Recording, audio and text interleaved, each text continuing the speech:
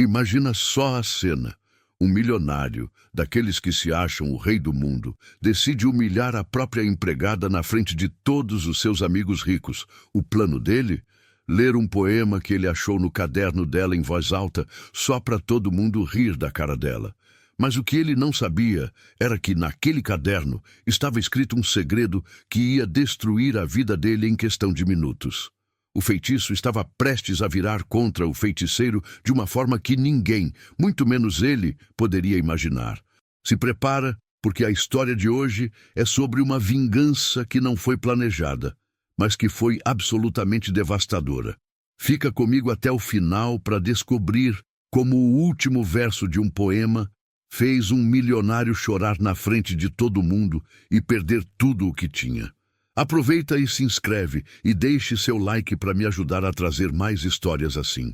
A cena começa na biblioteca de uma mansão. Não uma biblioteca qualquer, mas um cômodo gigantesco, com paredes forradas de mogno do chão ao teto e um cheiro de couro e dinheiro velho no ar. Ali, no meio de toda aquela opulência, estava Lúcia. Ela passava a flanela pela última vez na gigantesca mesa de trabalho de seu patrão, Ricardo Mota. Cada movimento dela era preciso, silencioso. Ela recolhia seus produtos de limpeza, colocando-os de volta em seu carrinho com um cuidado quase cirúrgico. Ela era invisível, ou pelo menos tentava ser. Seu trabalho estava feito ali.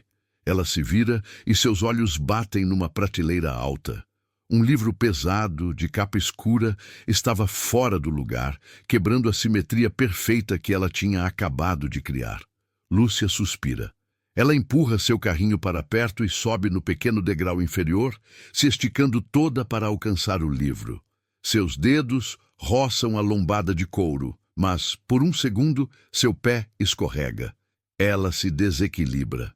E nesse exato momento, um pequeno caderno de capa preta, desgastado pelo tempo, desliza do bolso de seu avental. O caderno cai no tapete persa com um baque surdo. Ele não cai fechado. Ele cai aberto, revelando páginas e páginas de uma caligrafia apertada, quase desesperada. E é aí que tudo muda. A porta da biblioteca se abre com um estrondo. Ricardo Mota entra na sala como um furacão, com o celular grudado na orelha, gritando ordens com alguém do outro lado da linha. Ele gesticula, irritado, e quase tropeça no corpo de Lúcia, que ainda estava agachada, tentando se recuperar do susto. Ele desliga o telefone com um toque raivoso e olha para baixo, a irritação estampada no rosto. "Olhe por onde anda", ele rosna. Mas então, seus olhos veem o caderno aberto no chão. Lúcia se apressa, o pânico tomando conta de seu rosto. Ela estica a mão para pegar seu caderno, seu bem mais precioso. Mas Ricardo é mais rápido. Com um sorriso de escárnio se formando no canto dos lábios, ele se abaixa e apanha o caderno primeiro. "O que temos aqui?", ele diz, a voz pingando zombaria. Lúcia se levanta, a mão ainda estendida, o corpo todo tremendo. "Senhor, por favor, me devolva. É pessoal." Ela sussurra, a voz quase não saindo. Ricardo a ignora completamente. Ele a encara de cima a baixo, como se ela fosse um inseto, e começa a folhear as páginas com um desprezo visível. Ele passa os olhos por anotações, pensamentos, listas de compras, até que uma página específica prende sua atenção. No topo, escrito com uma letra um pouco mais firme, estava um título: A Última Chuva. Ele começa a ler os primeiros versos em voz baixa e um sorriso cruel se espalha por seu rosto. Ele solta uma risada curta, debochada. Poetisa. A minha empregada é uma poetisa. Ele diz para si mesmo, mas alto o suficiente para que ela ouça cada sílaba venenosa. Sem dizer mais nada, ele fecha o caderno com um estalo e, em vez de devolvê-lo, ele o enfia no bolso interno de seu paletó caríssimo. Lúcia fica paralisada, o horror estampado em seus olhos. Aquele caderno era a única coisa que ela tinha no mundo. Ricardo a dispensa com um gesto arrogante da mão. "O salão, os convidados chegam em 1 hora. Vá preparar tudo." Ele ordena, já se virando de costas para ela. Lúcia não consegue se mover por um segundo. A cena dela de pé, impotente, enquanto ele roubava um pedaço de sua alma, se queima em sua mente. Ela finalmente se força a sair, caminhando como um autômato para fora da biblioteca. O que ela não sabia era que o pior ainda estava por vir. Ricardo não ia apenas ler seu diário, ele estava prestes a transformá-lo na atração principal de sua festa. Assim que a porta da biblioteca se fecha, deixando Lúcia do lado de fora, o sorriso de Ricardo se alarga. Ele se joga em sua cadeira de couro, que custa mais que um carro popular, sentindo uma onda de poder. Ele tira o caderno do bolso de novo, abre na página do poema e o lê mais uma vez, agora com mais atenção. Cada verso que ele lê alimenta sua sensação de superioridade. A ideia começa a se formar, um plano cruel e delicioso. Ele estica o braço e pega seu celular de última geração que está carregando sobre a mesa. Com um deslizar de polegar, ele desbloqueia a tela e vai direto para sua lista de contatos. Ele passa por nomes de ministros, de CEOs, de celebridades, até encontrar o nome que procurava: Marcelo Sócio. Ele aperta o botão de chamar e coloca no viva voz, jogando o aparelho na mesa. O telefone toca uma, duas vezes e então a voz de Marcelo, igualmente arrogante, preenche a sala. Ricardo, achei que já estava se arrumando para a festa, diz Marcelo. Ricardo se inclina para a frente, os cotovelos na mesa, e diz com a voz carregada de um entusiasmo perverso: Marcelo, você não vai acreditar no tesouro que eu acabei de desenterrar, literalmente no chão da minha biblioteca.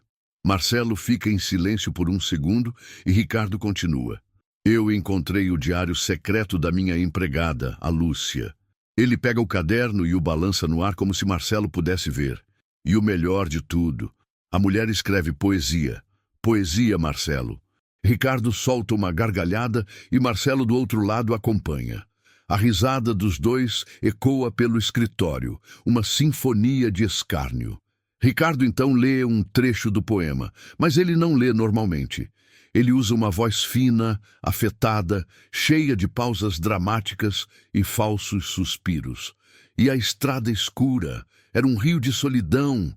Dá para acreditar nisso? Um rio de solidão. Ela escreve isso enquanto passa o aspirador de pó no meu tapete. A gargalhada de Marcelo se intensifica. E é aí que Ricardo joga a isca principal. Eu tive uma ideia, Marcelo. Uma ideia genial para animar a festa de hoje. Ele faz uma pausa, saboreando o momento. Hoje à noite, depois do jantar, eu vou pegar o microfone e vou ler essa obra-prima na frente de todo mundo. Vou apresentar ao mundo a poetisa escondida do meu staff. O plano é tão cruel, tão vil, que Marcelo fica em silêncio por um instante, processando. E então, a maior de todas as gargalhadas explode do alto-falante do celular. Era um som estridente, sem pingo de humor, apenas maldade pura. Ricardo, você é um gênio do mal, grita Marcelo. Ricardo sorri, satisfeito com a reação. A cumplicidade o alimenta, mas ele ainda não terminou. E tem mais, Marcelo. Eu quero um favor seu. Quero que você garanta que o doutor Alencar, aquele crítico de arte velho e metido à besta, esteja sentado bem na primeira fila. Quero que ele tenha uma visão privilegiada do show. Quero ver a cara dele quando eu anunciar a atração da noite. Ricardo já consegue visualizar a cena. Os risos, os cochichos, o rosto de Lúcia queimando de vergonha na frente de toda a elite da cidade. Seria o ponto alto da sua festa.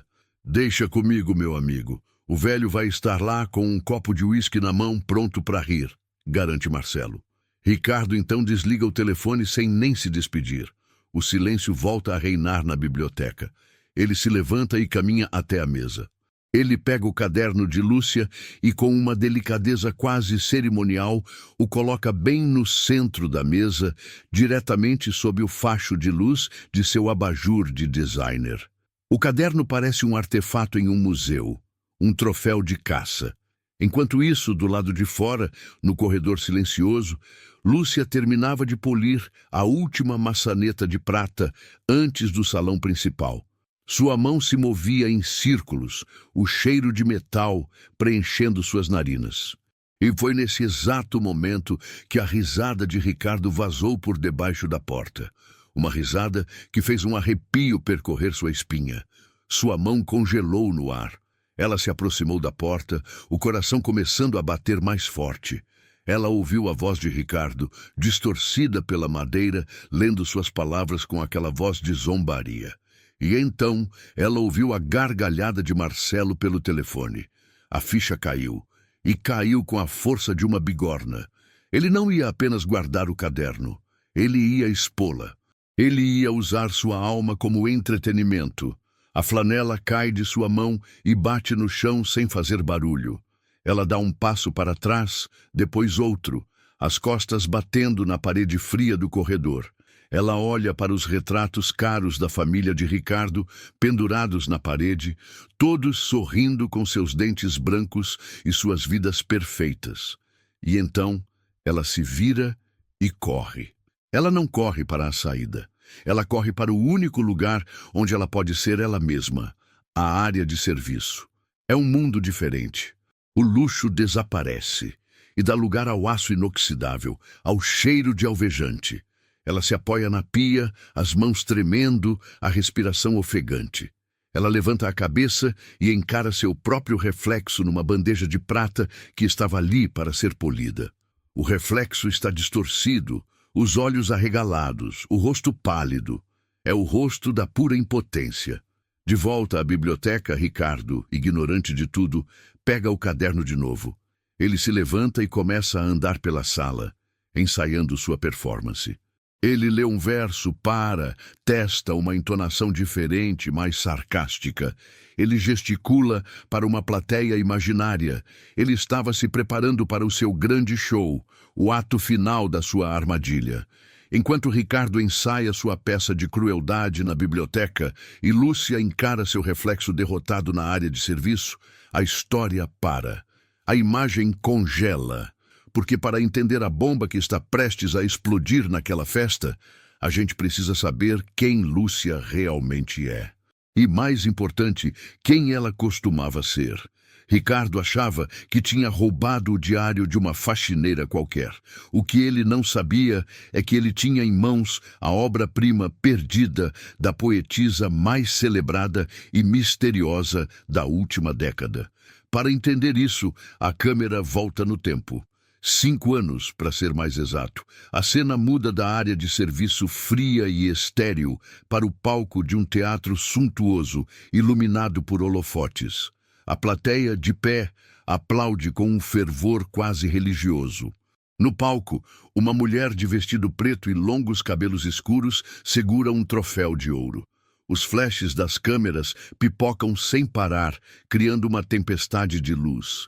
Essa mulher não tem nada da Lúcia encurvada e silenciosa.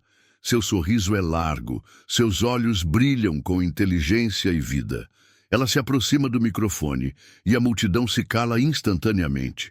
Sua voz, quando ela fala, é firme e hipnótica. Essa mulher é a Aurora, e naquele momento ela era o centro do universo literário. Vemos cortes rápidos, como uma montagem de filme. A Aurora dando entrevistas para programas de TV, o rosto dela estampado na capa das maiores revistas do país, com manchetes como "O fenômeno da poesia" e "A voz de uma geração". Vemos ela em livrarias lotadas, assinando pilhas e pilhas de seus livros para uma fila de fãs que dobrava o quarteirão. Seus poemas não eram apenas palavras bonitas, eles eram facas que dissecavam a condição humana. Ela era um rockstar, mas com um dicionário. Ricardo, em sua arrogância, jamais conectaria a figura poderosa de Aurora com a mulher silenciosa que limpava a poeira de seus móveis. E então, no auge de seu sucesso, a tragédia acontece. A câmera corta bruscamente para uma cena noturna. Um telefone toca no apartamento de Aurora. Ela atende, a voz sonolenta. Do outro lado da linha, uma voz oficial fala palavras que não combinam. A expressão de Aurora muda de sono para confusão, e de confusão para um horror mudo e absoluto. A câmera foca em sua mão, que solta o telefone. O aparelho bate no chão de madeira com um baque seco. No dia seguinte, a notícia está em todos os jornais, mas não sobre poesia. É sobre um acidente de carro numa estrada chuvosa. Um carro onde estavam seu pai, sua mãe e sua irmã mais nova. Todos se foram de uma vez.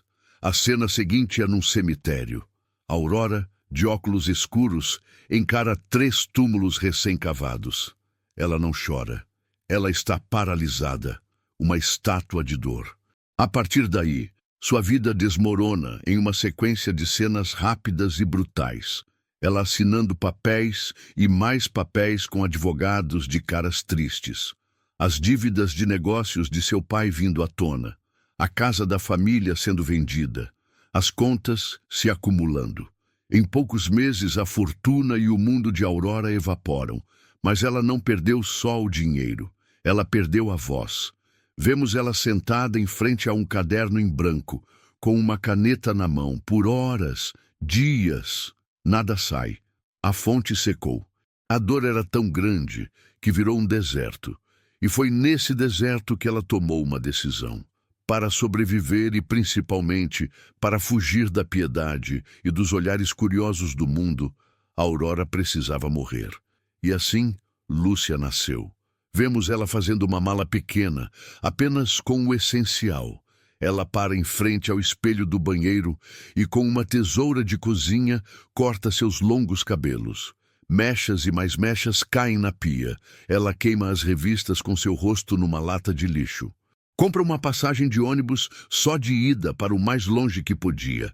Ela adota o nome de solteira de sua mãe, Lúcia Pereira, e entra numa agência de empregos. Ela aceita a primeira vaga que aparece, serviços gerais em uma mansão. O trabalho braçal e repetitivo era um refúgio. Cansava tanto o corpo que a mente não tinha forças para lembrar. Ninguém procuraria por uma poetisa genial no fundo de um balde de água sanitária. Por 5 anos, ela manteve o disfarce. O caderno permaneceu em branco. Até uma noite, semanas antes da festa de Ricardo.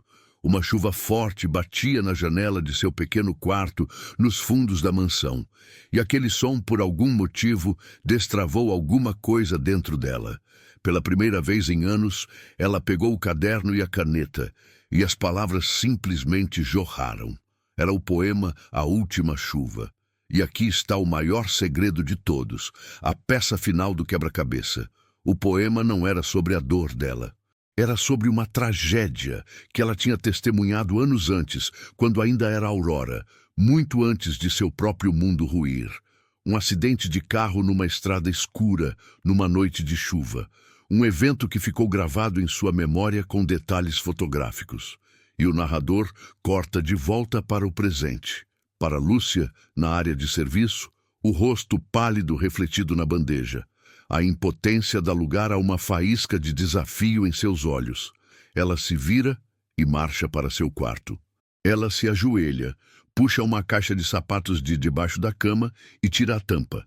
Lá dentro, um celular antigo, de botão, um dinossauro tecnológico. Ela aperta o botão de ligar. A tela acende. Há apenas um nome na lista de contatos. Heitor. Seus dedos, agora firmes, digitam uma mensagem curta e direta. Preciso de um favor. Esteja na festa do Sr. Ricardo Mota esta noite. Assista ao show. Ela aperta enviar. A mensagem viaja pelo ar. Um míssil digital, disparado contra o único homem que conhecia seu segredo. O jogo, que até então era de humilhação, estava prestes a virar um jogo de revelações. E Ricardo era o único que ainda não sabia das regras. No seu quarto minúsculo e sem janelas, a tela do celular antigo brilha, iluminando o rosto de Lúcia. A vibração do aparelho sobre a colcha fina é a única coisa que se move. É a resposta de Heitor. A mensagem é curta, direta e carrega o peso de 5 anos de silêncio. Estarei lá, você está bem? Lúcia lê a pergunta, você está bem? E uma lágrima solitária, a última que ela se permitiria derramar, escorre por seu rosto. Ela a enxuga com as costas da mão, com raiva. Chega de chorar. A fase da vítima tinha acabado. Seu polegar, agora firme, paira sobre o teclado minúsculo. Ela começa a digitar uma resposta longa, explicando tudo, mas apaga letra por letra. Não era hora para explicações. Era hora para a ação. Ela então digita uma nova resposta, fria e enigmática, com apenas 3 palavras. Vou ficar. Observe. Ela aperta o botão de enviar. A mensagem some da tela. A ponte com seu passado foi reestabelecida. A armadilha estava montada. Agora, ela precisava se preparar para a batalha. Com um movimento decidido, ela desliga o celular, abre a caixa de sapatos e o coloca de volta em seu ninho de fotos antigas. Ela fecha a tampa e empurra a caixa para o fundo, debaixo da cama. O segredo de Aurora estava guardado. Agora era Lúcia quem precisava agir. Ela se levanta, pega seu uniforme de trabalho que estava dobrado impecavelmente sobre uma cadeira. Não era mais um símbolo de servidão. Naquela noite, seria sua armadura. Ela tira suas roupas simples e veste a calça preta, a blusa branca. Cada botão é fechado com uma precisão metódica. Por último, ela pega o avental. Ela o amarra na cintura com um nó firme, puxando as pontas com força. Seu rosto, que antes estava pálido e marcado pelo pânico, agora é uma máscara de determinação fria. A mandíbula está travada. Os lábios formam uma linha fina. E seus olhos, antes assustados, agora têm um foco perigoso.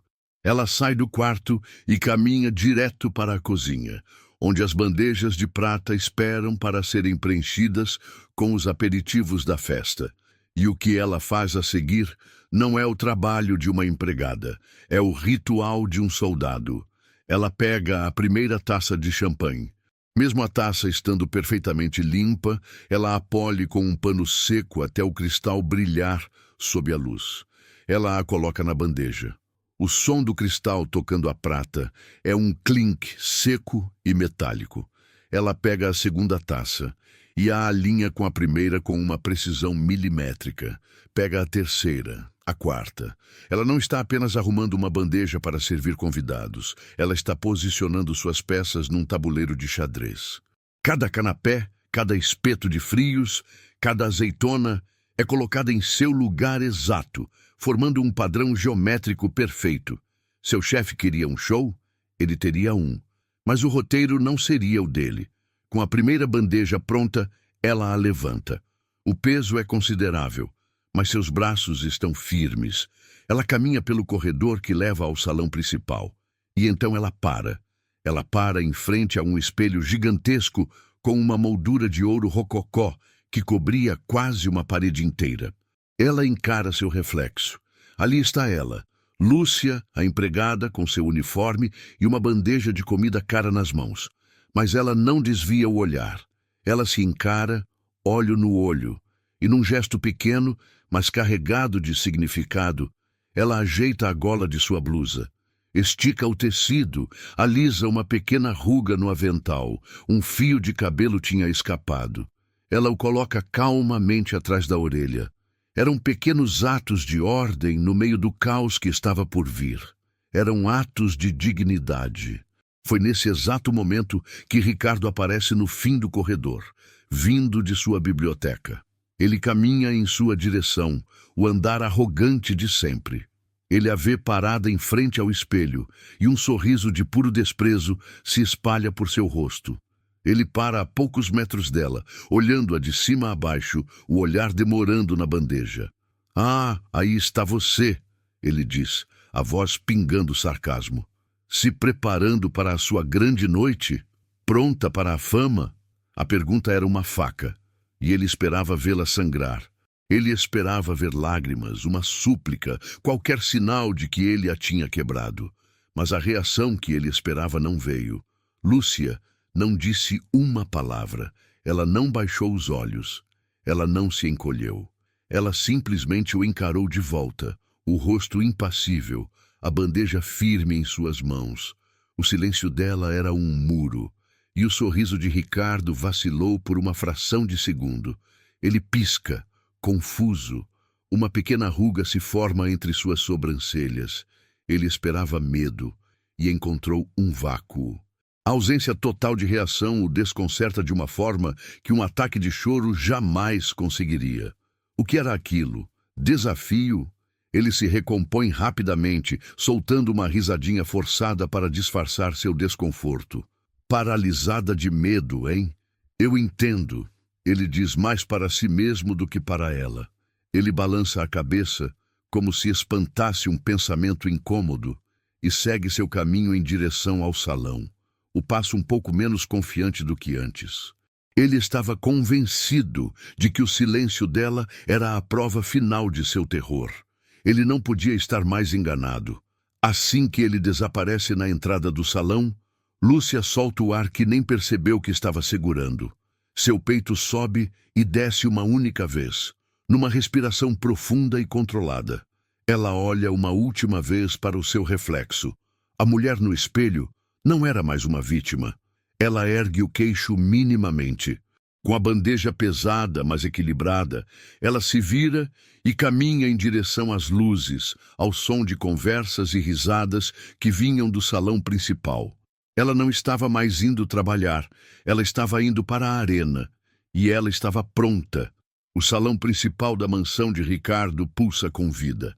A cada minuto, a porta da frente se abre para despejar mais convidados no ambiente luxuoso. Entram mulheres envoltas em seda e cetim, com joias nos pescoços e pulsos que valem mais do que casas. Seus risos são agudos e ensaiados. Entram homens em ternos italianos, apertando a mão de Ricardo com firmeza, falando sobre ações, fusões e os últimos IPOs. O ar está denso com o cheiro de perfume caro e da arrogância coletiva. Uma pequena orquestra toca uma música suave ao fundo, mas ninguém presta atenção. O som principal é o tilintar constante de taças de champanhe e o zumbido de conversas importantes. E no meio desse furacão de egos, Lúcia desliza. Ela se move com uma economia de gestos que a torna quase invisível. Sua bandeja, agora cheia de taças borbulhantes, flutua pela sala. Ela estende a bandeja para um grupo de empresários. Um deles pega uma taça sem nem mesmo registrar o rosto dela. Ela oferece outra para uma socialite que está ocupada demais, mostrando seu anel novo para outra. A mulher pega a taça e continua sua história sem sequer dizer obrigada. Lúcia é uma peça funcional do cenário, um fantasma de avental. E isso é perfeito. Seus olhos, no entanto, não estão na bandeja. Eles estão fixos na porta da frente. A cada novo convidado que entra, seu corpo fica tenso por uma fração de segundo. Ela escaneia cada rosto. E então, no meio de um casal que ria alto demais, ele entra. Heitor. Ele parece um peixe fora d'água. Seus cabelos estão mais grisalhos do que ela se lembrava. Seu terno é elegante, mas não ostensivo como o dos outros. Ele para na entrada, os olhos percorrendo a multidão com uma expressão de desconforto. Ele claramente odeia aquele tipo de evento. O coração de Lúcia dá um salto, uma batida forte contra suas costelas, mas seu rosto permanece uma máscara de neutralidade. Os olhos de Heitor a encontram. Ele a vê do outro lado do salão, parada perto do bar, segurando uma bandeja de prata. E ele a vê no uniforme. A confusão e a preocupação tomam conta de seu rosto instantaneamente. Ele franze a testa. O que Aurora, a maior poetisa de sua geração, estava fazendo vestida de empregada na festa de um milionário qualquer? A pergunta está estampada em seu rosto. Ele dá um passo em sua direção. O corpo tenso, pronto para cruzar o salão e exigir uma explicação. Mas antes que ele possa dar o segundo passo, os olhos de Lúcia encontram os dele. Ela balança a cabeça. É um movimento mínimo, quase imperceptível. Um tremor de 1 centímetro para a esquerda, 1 para a direita. Mas o recado em seus olhos é um grito. Ainda não, fique aí, apenas espere. Heitor para no meio do caminho. Ele entende. Ele não sabe o que está acontecendo, mas confia nela. Ele assente discretamente e se afasta, pegando uma bebida no bar para disfarçar. O primeiro peão de Lúcia está no tabuleiro. Do outro lado do salão, Ricardo é o rei em sua corte. Ele circula pela sala, um copo de uísque na mão. Ele recebe elogios pela sua mansão, por um quadro novo que ele comprou num leilão em Londres, por um negócio que fechou na semana anterior. Ele absorve a adulação como uma esponja. E então, Marcelo se aproxima, um sorriso de predador no rosto. E então, ele sussurra no ouvido de Ricardo, a voz abafada pela música. A nossa atração principal já está no ponto? Ricardo não diz nada. Ele apenas sorri e ergue o queixo, apontando com o olhar para o centro do salão. A equipe do buffet tinha montado um pequeno palco, com não mais que 2 degraus, e em cima dele, solitário, um único microfone em um pedestal, brilhando sob uma luz de destaque. A forca estava montada à vista de todos, mas só os carrascos sabiam sua finalidade. Ricardo olha a hora em seu relógio de platina. É o momento. Ele caminha até o palco e pega um garfo de uma mesa. Ele bate suavemente contra uma taça de cristal. O som agudo e claro corta o falatório. 1 vez. 2 vezes. Senhoras e senhores, 1 minuto da atenção de vocês, por favor. Ele grita, a voz projetada para alcançar cada canto do salão. As conversas morrem. As cabeças se viram. Em segundos, 200 pares de olhos estão fixos em Ricardo, o anfitrião. A curiosidade paira no ar. Nesse exato momento, Lúcia, que estava perto de uma mesa de serviço, deixa sua bandeja vazia e se move com um propósito silencioso. Ela caminha até a lateral do salão e se posiciona atrás de uma enorme coluna de mármore. Ela não está completamente escondida, mas está fora do foco principal. Dali, ela tem uma visão perfeita do palco, e o palco tem uma visão perfeita dela. Ricardo sobe os 2 degraus, seus sapatos caros fazendo um som abafado no carpete. Ele se move com a confiança de um homem que nunca ouviu a palavra não. E em sua mão esquerda, ele segura o pequeno caderno preto de Lúcia. Ele o segura de forma casual, mas para quem sabe o que é, o objeto pulsa com uma energia sinistra. Do outro lado da sala, o sangue de Heitor gela. Seus olhos se arregalam. Ele reconhece o caderno. Ele mesmo o tinha dado de presente para Aurora 5 anos antes, numa tarde chuvosa em seu escritório.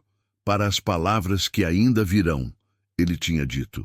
E agora, aquele mesmo caderno estava na mão daquele homem, prestes a ser usado como uma arma.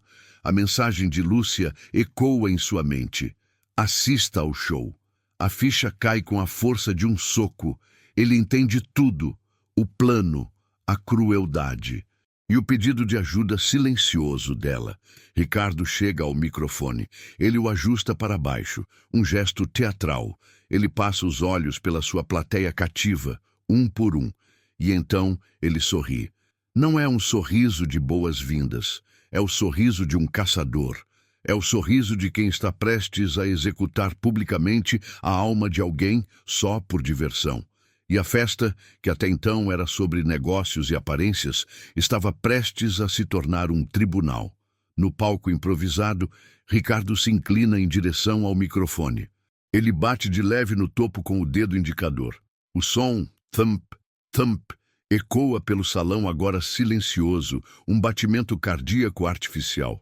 Ele limpa a garganta de forma teatral, um som gutural que chama ainda mais atenção. Meus amigos, ele começa, a voz untuosa e cheia de uma falsa modéstia. Hoje, nesta noite de celebração, eu fiz uma descoberta. Descobri que, debaixo do meu teto, vive um talento oculto, uma alma artística que se esconde por trás de um esfregão e um balde. Ele faz uma pausa, permitindo que a plateia absorva a informação. Um burburinho começa a se espalhar, e então Ricardo comete o ato que sela seu destino.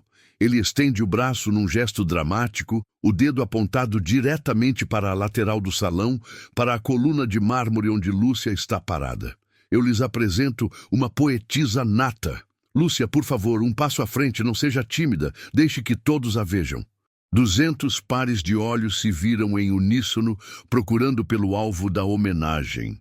As luzes do salão parecem focar naquele ponto. Alguns convidados, os mais cruéis e puxa-sacos, soltam risadinhas, cúmplices da piada. Outros, no entanto, trocam olhares desconfortáveis. Uma mulher mais velha, na primeira fila, sussurra para o marido: "Que mau gosto! Usar a empregada como entretenimento?" O desconforto na sala é palpável. Uma camada de vergonha alheia começando a se formar. Lúcia, atrás de sua coluna, não se move, não dá nem um passo. Ela permanece uma estátua. Ricardo, vendo que ela não vai colaborar, solta uma risada forçada. Tímida, muito tímida. Bem, se a artista não vem até a arte virá até a artista. Ele abre o caderno preto com um floreio. O poema que terei a honra de ler para vocês se chama A-U-L-T-I-M-A. Chuva! Ele declama a última palavra de forma exagerada, como um trovão de desenho animado. E então ele começa a ler. Mas ele não lê, ele representa. Sua voz se torna uma caricatura, fina e cheia de suspiros falsos.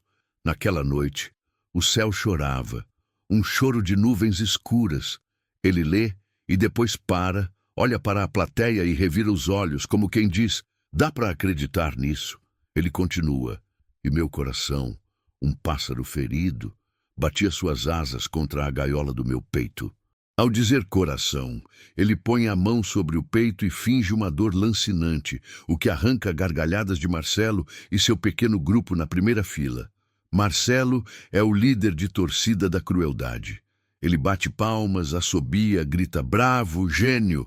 Seus amigos o acompanham criando uma claque barulhenta que tenta, sem sucesso, contaminar o resto do salão. A maioria dos convidados apenas sorri de forma amarela, sem saber como reagir. Atrás da coluna, Lúcia fecha os olhos. Não é um gesto de vergonha ou derrota. É como se ela estivesse se desligando daquele circo grotesco para se conectar com a essência de suas próprias palavras. Seus lábios se movem muito sutilmente, sem som, recitando o poema para si mesma, do jeito certo, enquanto a voz de Ricardo o profana no microfone. Do outro lado do salão, Heitor começa a se mover. Ele coloca seu copo de uísque na bandeja de um garçom que passa e começa a caminhar. Ele não tem pressa. Seus passos são lentos, medidos. Ele avança pela multidão como um navio quebra-gelo, as pessoas abrindo caminho instintivamente.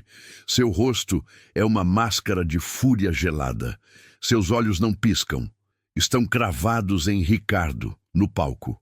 Ele é um predador se aproximando, e ninguém, muito menos Ricardo, percebe o perigo.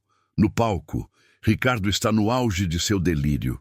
Ele está amando cada segundo, a atenção, o poder, a humilhação que ele imagina estar infligindo. Ele se sente um deus, brincando com os sentimentos de uma mortal. Ele continua a leitura, a voz pingando desprezo. A estrada escura, um rio de asfalto e solidão, os faróis do carro, 2 velas num velório de metal.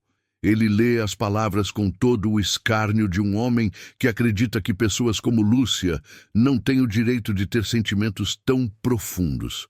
Ele acredita que a dor e a poesia são luxos reservados para os ricos. Mas, enquanto sua voz continua a zombar, o clima na sala muda definitivamente. As poucas risadas que ainda existiam morrem por completo. O tema do poema, um acidente de carro trágico, começa a pesar no ar. A piada se tornou sombria demais. O silêncio na sala agora não é de curiosidade, mas de choque e desconforto. Mas Ricardo não percebe. Ele está tão absorto em sua própria performance, em sua própria crueldade, que está surdo e cego para a atmosfera da sala. Ele está num universo onde só ele e sua piada existem. Ele chega ao final de uma estrofe particularmente descritiva. E para o que ele acredita ser o golpe de misericórdia, ele para a leitura e se vira, procurando Lúcia atrás da coluna. Ele a encontra. E com o sorriso mais venenoso da noite, ele se inclina para o microfone e diz, para que todos ouçam: "E então, Lúcia, está gostando da minha homenagem? A sua poesia é realmente de matar." Ele ri da própria piada, mas ninguém mais ri. Ele olha para ela, esperando o colapso, esperando as lágrimas, esperando a prova final de que ele a destruiu. Mas o que ele vai receber a seguir não é nada do que ele esperava. Ricardo termina sua piada cruel, de matar, e um sorriso satisfeito se espalha por seu rosto. Ele espera. Ele aguarda a onda de risadas, a validação de sua crueldade, mas o que ele recebe em troca é um silêncio ensurdecedor. Ninguém ri, nem mesmo Marcelo. O sorriso de Ricardo vacila, congela e morre em seus lábios. Ele olha para Marcelo buscando apoio, mas seu sócio apenas dá de ombros, o rosto agora uma máscara de pura confusão. A piada não funcionou. O ambiente de repente ficou pesado. Desconcertado, Ricardo se vira de volta para o microfone. Ele precisa continuar, precisa terminar o show. Ele pigarreia, mas desta vez não é um som teatral. É um som nervoso, um tique para preencher o silêncio estranho. Ele levanta o caderno preto de novo, mas sua mão, que antes era firme, agora tem um levíssimo tremor. Ele força seus olhos a focarem na página e continua a ler. Mas algo mudou. A voz dele mudou. A zombaria, o sarcasmo, tudo desapareceu. Sua voz agora é outra. E no galho retorcido de um carvalho antigo, ele lê, a voz agora monótona. Um fiapo de seda azul dançava com o vento, um fantasma solitário. Na palavra azul, sua voz falha por uma fração de segundo. Ele para. Pisca 2 vezes, como se a palavra estivesse borrada na página. Uma cor pálida começa a se espalhar por seu rosto, por baixo do bronzeado caro. O sangue parece estar drenando de sua cabeça. Aquele detalhe, o lenço de seda azul. Sua esposa usava um exatamente igual naquele dia. Uma imagem rápida, indesejada, pisca em sua mente. Ele balança a cabeça sutilmente, tentando afastá-la. Ele retoma a leitura, mas agora a performance acabou. Ele não está mais interpretando. Ele está apenas lendo as palavras, uma após a outra, de forma mecânica, como se estivesse lendo um relatório de autópsia. Sua voz é a de um robô. O silêncio na sala se aprofunda. Não é mais o silêncio do desconforto. É um silêncio pesado, denso, como o ar antes de uma tempestade. Todos sentem a mudança, mas ninguém entende a causa. Marcelo, na primeira fila, se inclina para a frente, os cotovelos nos joelhos, o rosto completamente sério. Ele encara Ricardo, tentando decifrar o que diabos está acontecendo. A piada tinha azedado de uma forma espetacular e ele não fazia ideia do porquê. Ricardo chega à estrofe seguinte. Sua mão livre, que antes gesticulava com arrogância, agora se arrasta até o pedestal do microfone e o agarra com força. Seus nós dos dedos ficam brancos. Ele lê, a voz cada vez mais baixa, do rádio quebrado do carro, amassado e silencioso. Ainda escapava uma melodia fantasma, a valsa lenta que prometia uma eternidade, e nesse momento ele engole em seco. O som da sua deglutição é alto, amplificado pelo microfone, e ecoa pelo salão silencioso. A valsa, aquela valsa, era a música do primeiro encontro deles, a música do casamento deles, a música que ela ouvia sem parar, a música que tocava no carro naquele exato momento. O cérebro de Ricardo, lento pela arrogância e pelo uísque, finalmente começa a fazer as conexões. Isso não é um poema, é uma fotografia. Detalhe por detalhe. Isso não é uma coincidência. É impossível. Seu olhar dispara para cima, passando por cima das cabeças dos convidados. Ele procura desesperadamente pela figura atrás da coluna. Ele a encontra. Ele a encara. E agora não há mais desprezo em seu olhar. Há uma confusão crescente, uma pergunta silenciosa e, por baixo de tudo, uma centelha de puro, primitivo horror. Como? Como ela podia saber? Ele tenta parar. Sua boca se fecha. Ele abaixa o caderno alguns centímetros. Ele quer jogar aquela coisa no chão, sair do palco, fugir. Mas ele não consegue. 200 pares de olhos estão cravados nele. A pressão do silêncio coletivo é uma força física, empurrando-o para frente, forçando-o a terminar a história que ele mesmo começou. Suas mãos, agindo por conta própria, levantam o caderno de volta à altura dos olhos. É nesse exato instante que Heitor chega ao seu destino. Ele para bem em frente ao palco, a poucos metros de Ricardo. Ele não diz uma palavra. Apenas cruza os braços e fica ali, parado, uma estátua de reprovação. Seu olhar é o de um juiz prestes a ler uma sentença. Ricardo o vê. Ele vê o rosto furioso de Heitor e o pânico em seus olhos aumenta 10 vezes. Ele conhece Heitor de nome, o editor mais poderoso do país. O que ele estava fazendo ali? E por que o olhava daquele jeito? A respiração de Ricardo agora é curta, ofegante. O microfone capta cada inspiração irregular. O suor começa a brotar em sua testa, brilhando sob a luz de destaque. Com a voz agora visivelmente trêmula, quase um sussurro, ele lê a penúltima estrofe.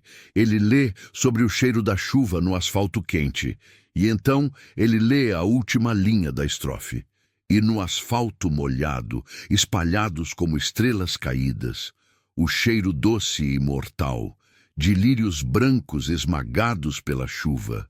Lírios brancos, as flores favoritas dela, as flores que ele tinha comprado para ela naquela manhã. O buquê que estava no banco do passageiro, aquele detalhe ninguém sabia, ninguém. Sua mente grita, seu corpo quer correr, mas ele ainda tem um último verso para ler, o verso que vai conectar tudo, o verso que vai destruí-lo. Os olhos de Ricardo estão grudados na última linha de texto do caderno. É apenas uma frase, mas ele a encara como se fosse a sua própria sentença de morte escrita na parede.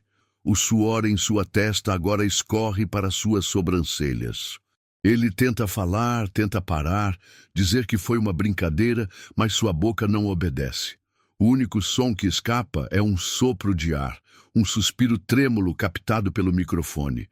Ele levanta os olhos por um segundo, vê o rosto impassível de Heitor na sua frente, vê as centenas de olhos da plateia cravados nele e sabe que não há escapatória.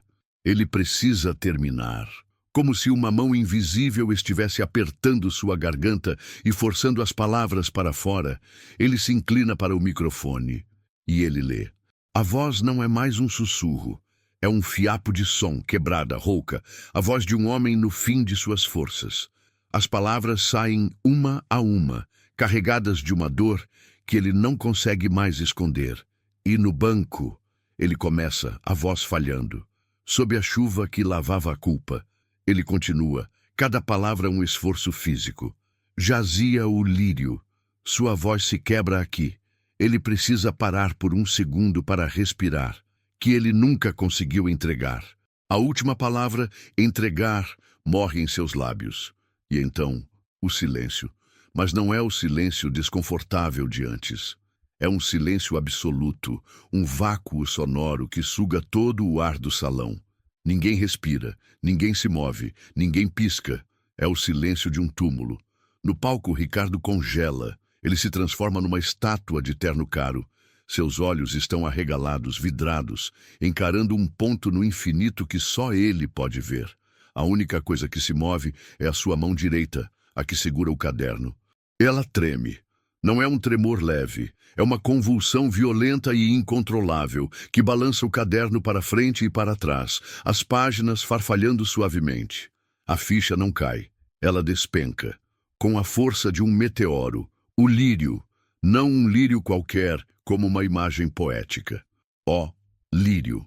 O buquê de lírios brancos, as flores favoritas dela, que ele tinha comprado naquela manhã para comemorar o aniversário dela. O buquê que estava no banco do passageiro ao lado dela. O buquê que ele nunca conseguiu entregar. Esse detalhe era impossível. Ele nunca, em 5 anos de luto e amargura, tinha contado isso a uma única alma viva. Era um segredo que ele tinha enterrado com ela. Um peso que só ele carregava. Como? A pergunta ecoa em sua mente, um grito silencioso que abafa todos os outros pensamentos. Como ela sabia? E então, a represa se rompe. Uma lágrima brota do canto de seu olho direito.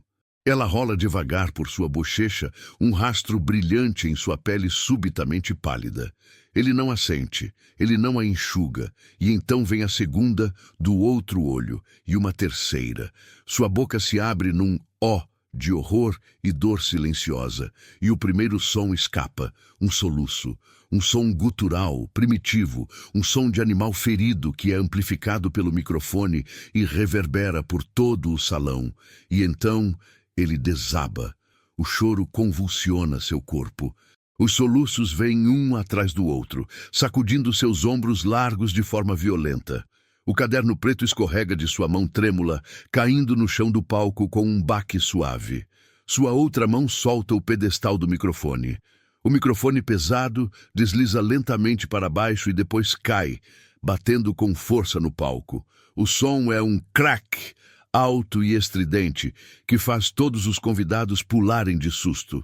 Ricardo leva as 2 mãos ao rosto, os dedos se cravando em seu cabelo, tentando em vão esconder o colapso, esconder a feiura de sua dor exposta. Mas é tarde demais. O som de seu choro desesperado, agora sem o microfone, mas ainda audível, preenche o salão. A humilhação, planejada com tanto cuidado para destruir Lúcia, tinha se invertido com a força de uma colisão frontal. O caçador não só virou a caça, ele foi dissecado, aberto e exposto na frente de toda a sua corte, com a arma que ele mesmo escolheu. Os 200 convidados olham paralisados, congelados no tempo. Queixos caídos, olhos arregalados. É uma cena de horror e fascinação. Eles vieram para beber champanhe e fechar negócios, e acabaram testemunhando uma execução psicológica ao vivo. O constrangimento é tão denso que poderia ser fatiado com uma faca. Marcelo, na primeira fila, está branco como um fantasma. Ele olha para o amigo em pedaços no palco, depois para a figura imóvel de Lúcia atrás da coluna, e uma expressão de medo puro começa a tomar conta de seu rosto. Ele entende que eles mexeram com uma força que não compreendiam. E atrás da coluna de mármore, Lúcia abre os olhos. Ela os manteve fechados durante todo o colapso de Ricardo, se recusando a assistir à parte mais íntima de sua dor. Agora, ela os abre. Seu rosto está calmo, sereno. Ela olha para o homem destruído no palco, não com um sorriso de triunfo, não com um olhar de ódio, mas com a calma profunda de uma missão cumprida. Sua elegia roubada, o poema que nasceu de uma memória e foi forjado em sua própria dor silenciosa, finalmente tinha encontrado seu verdadeiro e único destinatário. A mensagem foi entregue, e o estrago era total. O único som no salão é o choro patético de Ricardo, um homem rico em pedaços no chão do seu próprio palco. A plateia está paralisada, suspensa num limbo de choque e vergonha alheia. Mas então, um novo som quebra o feitiço. O som de sapatos de couro caros subindo os 2 degraus do palco. Não são os sapatos de Ricardo, são os de Heitor. Ele sobe com uma calma mortal. Ele não desvia o olhar para o homem caído. Ele passa direto por Ricardo como se ele fosse apenas um obstáculo, um saco de lixo no caminho. Heitor se abaixa num movimento fluido e pega o microfone pesado do chão. Ele o examina, vê que a queda não o quebrou e o encaixa de volta no pedestal com um clique firme. Ele se ergue alto, imponente e encara a multidão. Sua voz, quando ele fala, não é alta, mas ela corta o silêncio como uma navalha. É uma voz cheia de uma fúria fria e controlada. Vocês acabaram de testemunhar algo. Ele começa fazendo uma pausa. Mas vocês não têm ideia do que realmente viram. Ele passa os olhos pela multidão, de um lado para o outro, garantindo que tem a atenção de todos. Por 5 longos e silenciosos anos, ele continua, a voz ganhando força. O mundo literário do nosso país e de fora dele se fez a mesma pergunta repetidamente. Onde está a Aurora? O nome paira no ar. Aurora. Um sussurro coletivo percorre o salão. As pessoas se entreolham. Aurora, diz uma mulher. A poetisa, pergunta um homem. O nome era uma lenda. A jovem que revolucionou a poesia e desapareceu no auge da fama. Todos ali conheciam o nome. Heitor permite que os sussurros cresçam por um momento, e então ele faz seu movimento final. Ele se vira lentamente, de costas para a plateia, e olha diretamente para a coluna de mármore onde Lúcia está. Ele a encara, e com a voz clara, firme, projetada para que até a última pessoa no salão ouça, ele anuncia as palavras que vão mudar tudo. Senhoras e senhores, a busca terminou. O gênio que escreveu o poema que vocês acabaram de ouvir profanado, o nome dela é Aurora. E ela está bem aqui entre nós esta noite. E então, Heitor levanta o braço e aponta diretamente para Lúcia. Nesse momento, como se fosse ensaiado, Lúcia dá um passo à frente, saindo de trás da sombra da coluna e entrando plenamente na luz. Ela não parece assustada, ela não parece surpresa, ela simplesmente encara a multidão e dá um lento e deliberado aceno com a cabeça. Uma confirmação. É nesse instante que um suspiro coletivo, um "oh" profundo e chocado, percorre o salão. É o som de 200 fichas caindo ao mesmo tempo, e a reação em cadeia é imediata e devastadora. O doutor Alencar, o famoso crítico de arte que Ricardo queria tanto impressionar, literalmente deixa o queixo cair. Seus óculos caros escorregam pelo nariz. Seus olhos se arregalam. Ele encara Lúcia, depois para o caderno caído no chão perto dos pés de Ricardo e de volta para Lúcia. A expressão em seu rosto muda de confusão para choque e de choque para uma fúria acadêmica. Ele não tinha testemunhado uma piada cruel. Ele tinha testemunhado um ato de vandalismo cultural. No chão, em meio às suas lágrimas, o nome Aurora penetra a névoa de dor de Ricardo. Ele levanta a cabeça, o rosto uma máscara grotesca de choro e humilhação. Seus olhos vermelhos e inchados focam em Lúcia, agora o centro de todas as atenções. E pela primeira vez na vida, ele a vê, não a sua empregada, não a mulher invisível que limpa sua sujeira. Ele vê a autora, a artista, a mulher que, de alguma forma inexplicável, conhecia o segredo mais profundo e doloroso de sua alma. Ele a encara, a boca entreaberta, a incredulidade lutando contra o horror que agora o consome. Os sussurros na plateia se transformam num zumbido alto, frenético. Não pode ser. Era ela o tempo todo, escondida aqui como empregada. E ele fez isso com ela, na frente de todo mundo? As pessoas começam a pegar seus celulares. A fofoca, a história do século no mundinho deles, está prestes a explodir para o mundo exterior. A história se encaixa na mente de todos como peças de um quebra-cabeça. A poetisa genial que desapareceu após uma tragédia, o mistério de 5 anos, e a empregada silenciosa e digna, e o ato de Ricardo é instantaneamente recontextualizado. O que antes era apenas uma piada de mau gosto de um patrão para com sua empregada, agora se revela o que realmente era, um sacrilégio. Ele não tentou humilhar uma serva, ele tentou humilhar um tesouro nacional. E ele fez isso usando a própria arte dela, a crônica de sua própria tragédia pessoal, como arma. A enormidade de seu erro, de sua estupidez, é avassaladora.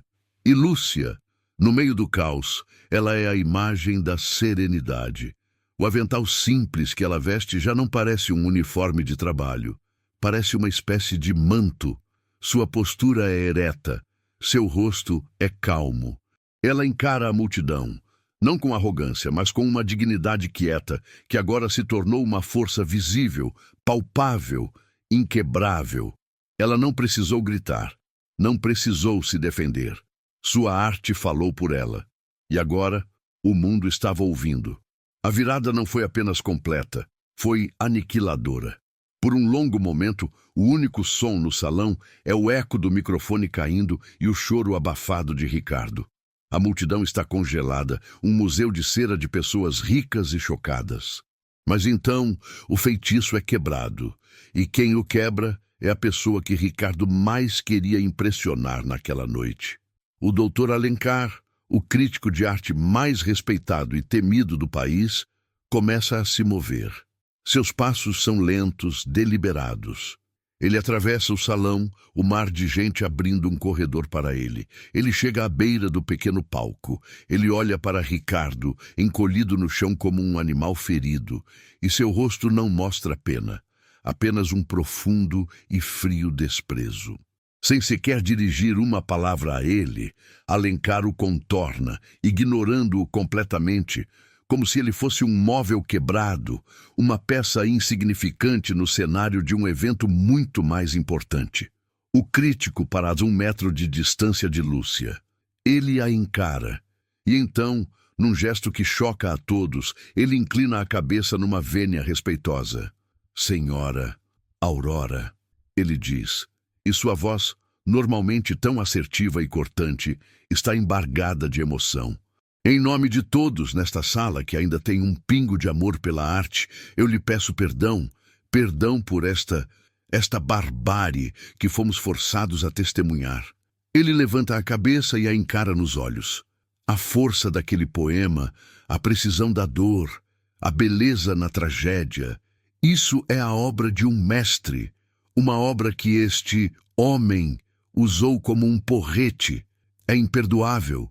A ação de Alencar é o estopim, é o sinal que todos esperavam. Como uma represa que se rompe, as pessoas começam a se mover. O foco de poder na sala se desloca de Ricardo para Lúcia de forma instantânea e brutal. Uma mulher alta, de cabelos loiros e vestido cintilante, uma famosa galerista, é a segunda a se aproximar. Ela fura o círculo que se forma e diz, a voz alta e clara, Aurora, meu nome é Verônica. Minha galeria de arte nos Jardins está à sua inteira disposição. Quando você quiser, uma noite de leitura, uma exposição sobre sua obra, o que você desejar. A casa é sua, a chave é sua. Antes mesmo de Lúcia poder reagir, um homem mais jovem, que ninguém tinha notado até então, se aproxima. Ele é um jornalista de uma grande revista cultural. Ele já está com o celular na mão, não filmando, mas escrevendo. Seus polegares voam sobre a tela. Aurora, uma matéria de capa, uma entrevista exclusiva. O mundo precisa ouvir sua voz de novo, ele diz, os olhos brilhando de excitação com a história que caiu em seu colo. A cena se transforma num frenesi. Pessoas que antes não sabiam que Lúcia existia agora se acotovelam para chegar perto dela. Cartões de visita são estendidos. Palavras de admiração, de apoio, de desculpas são oferecidas. Sua obra mudou minha vida, diz um. Nós sentimos sua falta, diz outra. Enquanto isso, do outro lado da sala, Marcelo, o sócio cúmplice, vê o círculo de admiração se fechando ao redor de Lúcia e o círculo de isolamento se fechando ao redor de Ricardo. Ele vê sua chance de escapar. Ele começa a se mover discretamente pelas bordas do salão, tentando alcançar a porta de saída sem ser notado. Mas ele é notado. À medida que ele passa, as pessoas se viram para ele. Ninguém diz uma palavra, mas os olhares que ele recebe são como punhais de gelo. Olhares de puro desprezo, olhares que dizem, nós sabemos quem você é, nós ouvimos você rindo. Marcelo para, encurralado por uma muralha de reprovação silenciosa. Não há para onde fugir. No palco, Ricardo finalmente consegue levantar um pouco a cabeça.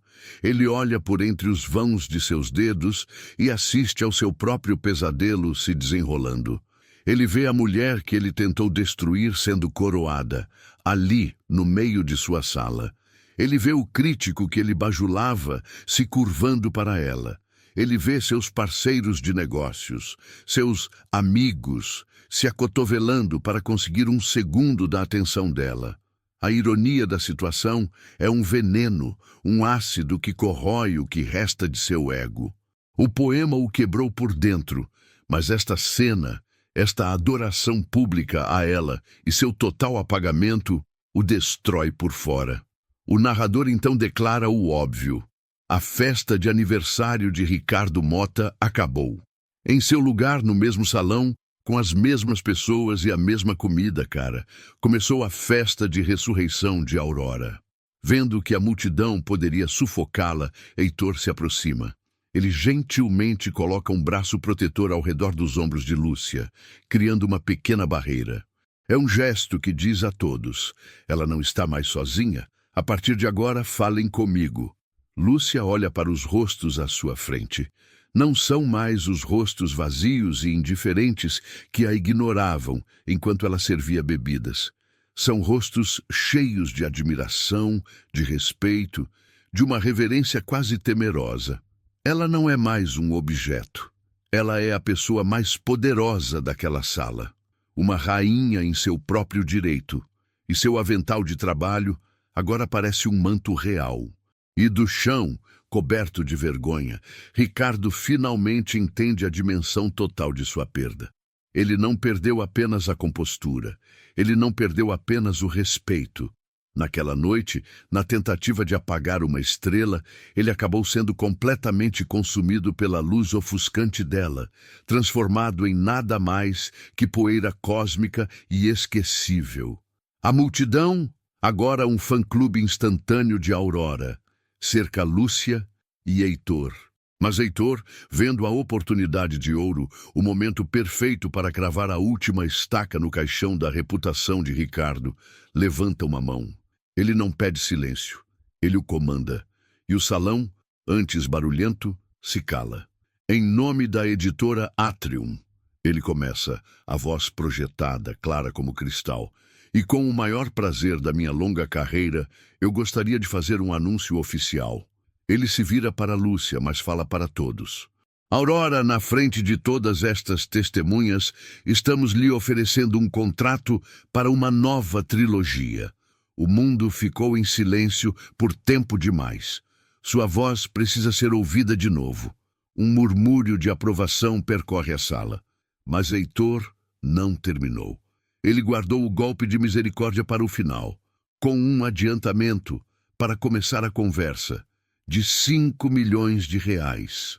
Um novo suspiro, este muito mais alto chocado, ecoa pelo salão. 5 milhões. O número estala no ar. O narrador precisa intervir aqui para dar a dimensão do estrago.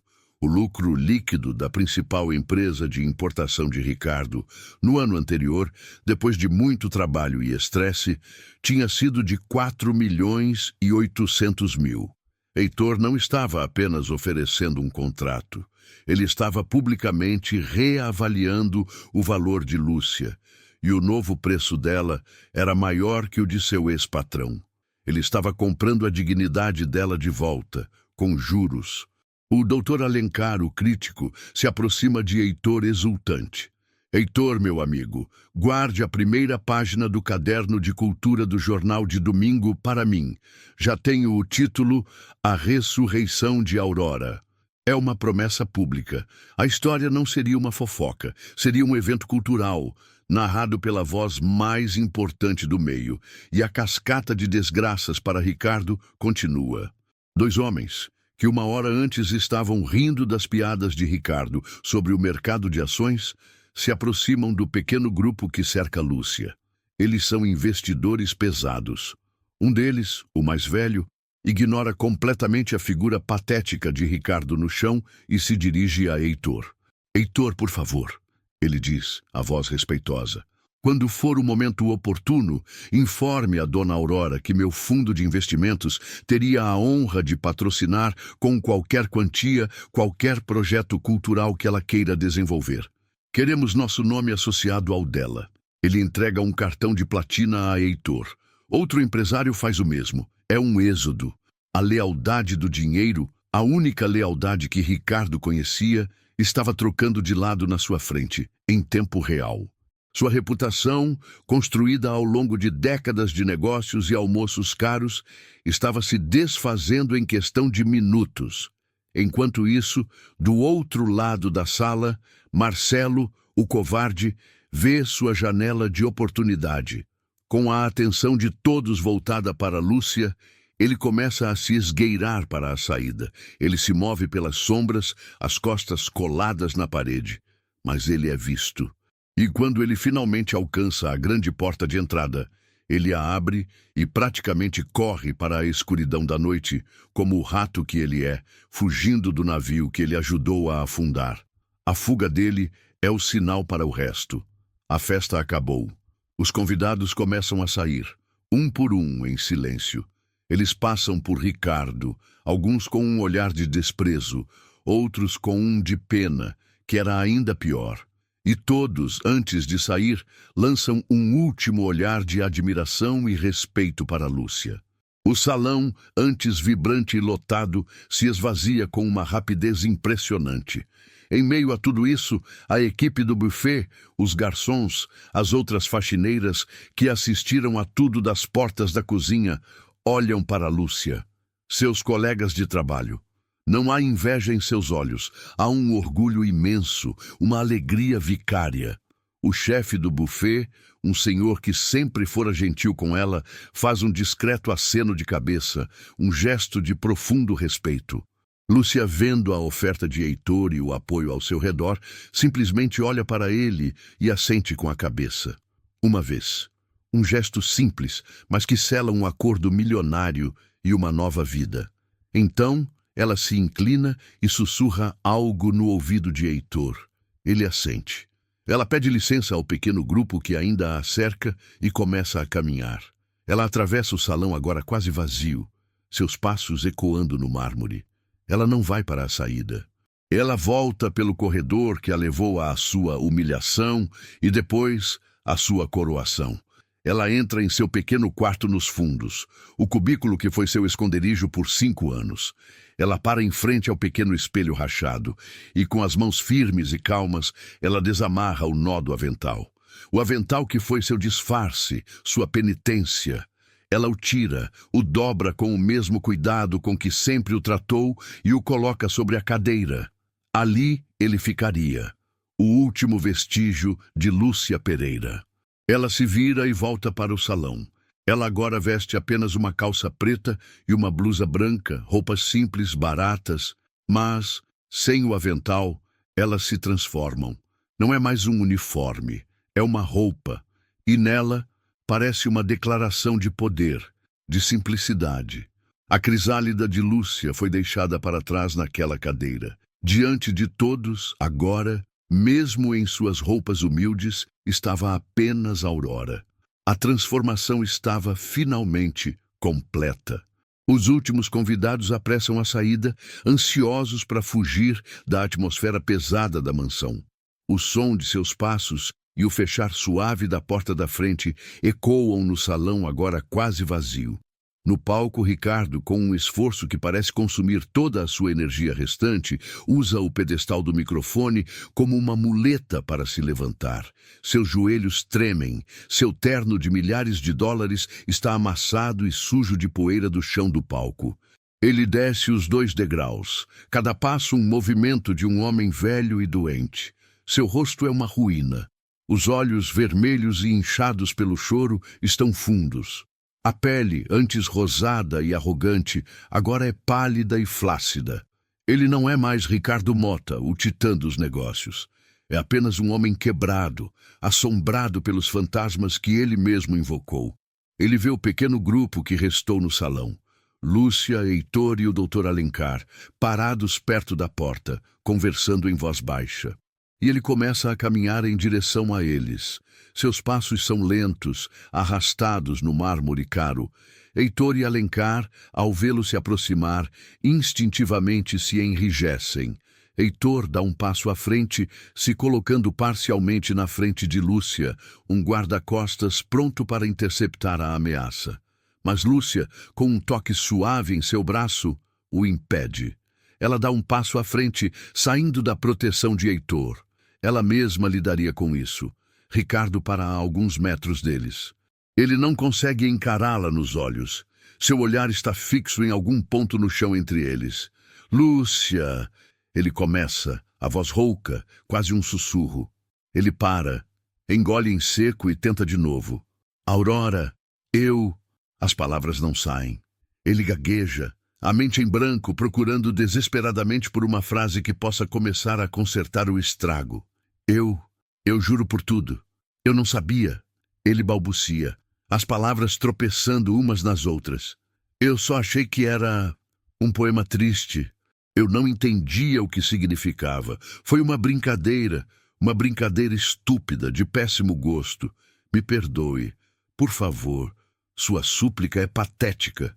É a desculpa de um menino pego fazendo algo errado, focado apenas em si mesmo, no eu não sabia, eu não entendia. Ele ainda não compreendeu a real dimensão de seu ato. Lúcia não o deixa continuar. Ela levanta a mão direita, a palma aberta, num gesto universal e inequívoco de pare. E como se sua mão tivesse um poder físico, a voz de Ricardo morre na garganta. Ele se cala. Ela finalmente o encara. E o que ele vê nos olhos dela é a coisa mais assustadora que ele já viu na vida.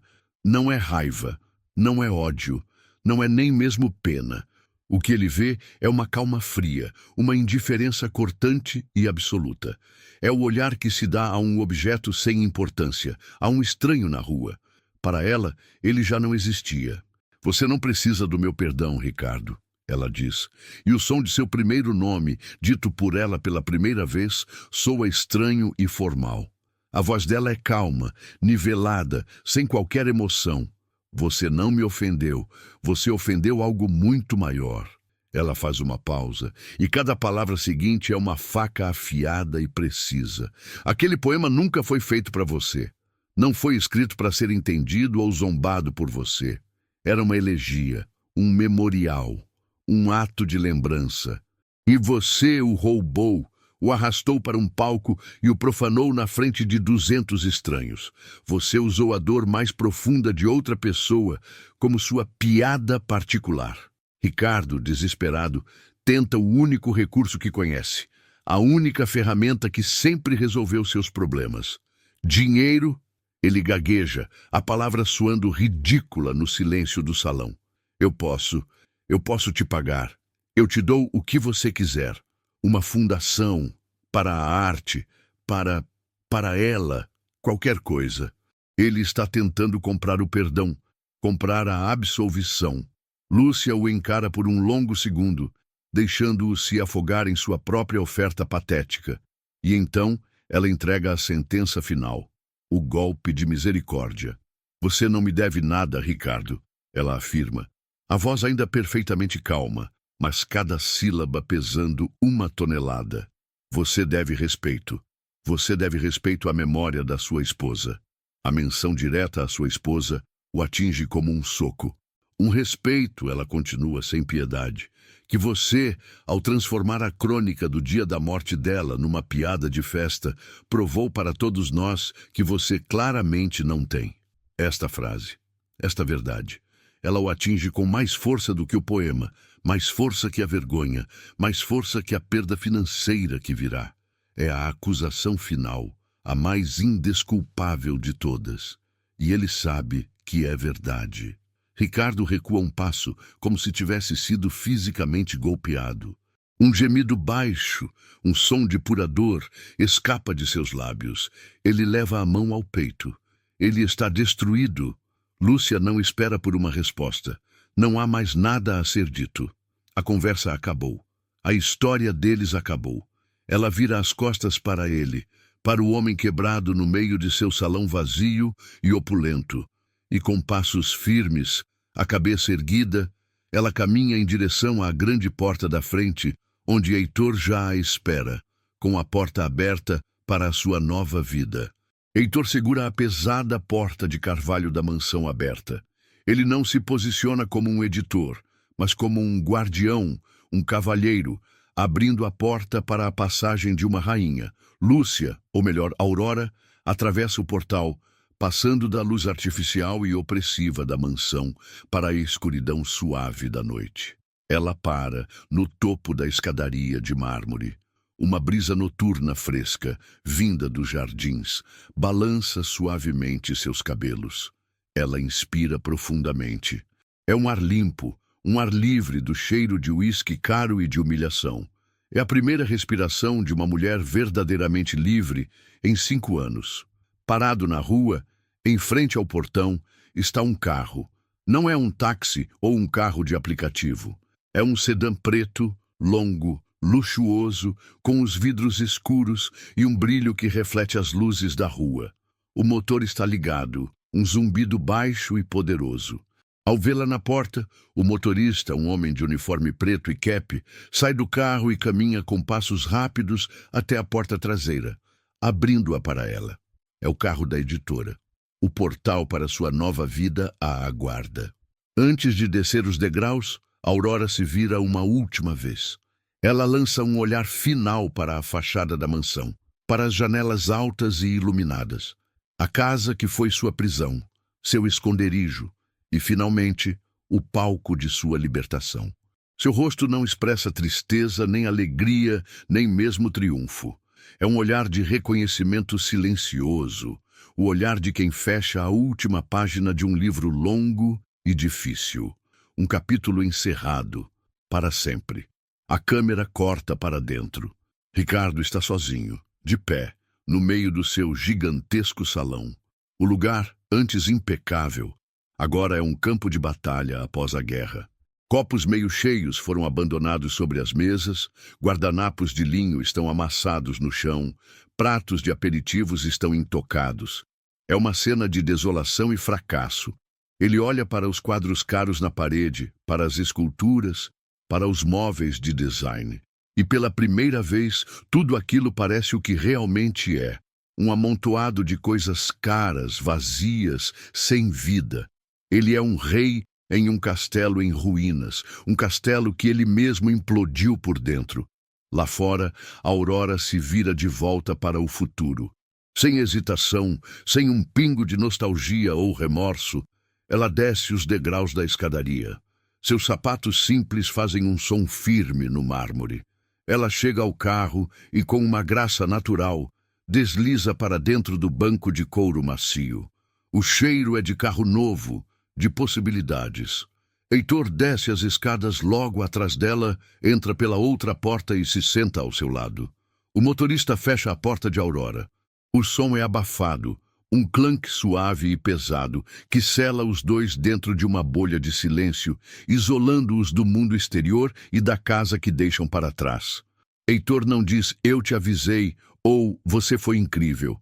Ele sabe que ela não precisa disso. Em vez disso, ele abre sua pasta de couro, tira de dentro um maço de papéis, o contrato e uma pesada caneta de ouro. Ele coloca o contrato sobre o colo dela, e então ele lhe entrega a caneta. Com um sorriso genuíno, o primeiro sorriso verdadeiro daquela noite longa, ele diz as palavras que selam o retorno definitivo. Bem-vinda de volta, Aurora.